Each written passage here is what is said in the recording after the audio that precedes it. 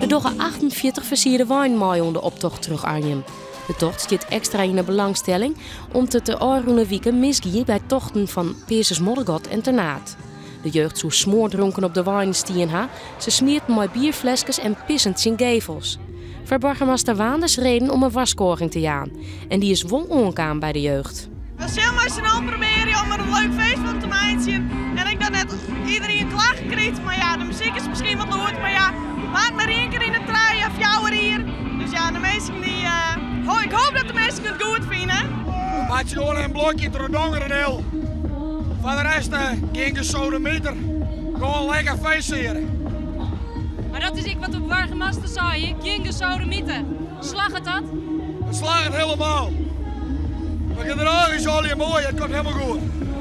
De tocht is maar 1 keer in de fjouwerier en de deelnemers leveren er echt nooit aan. Al man binnen ze aan het bouwen en er worden duizenden euro's in stutsen. De versierde wijn, de optocht, bier, alles. Alles is mooi. De insteek is gewoon een leuke theater.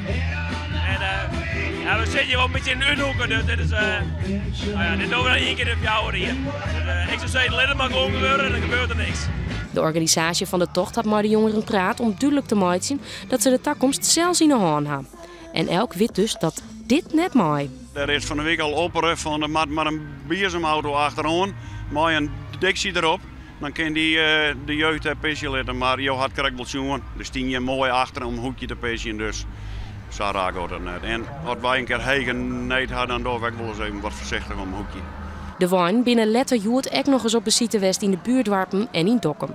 Morgen is de Wernoptocht.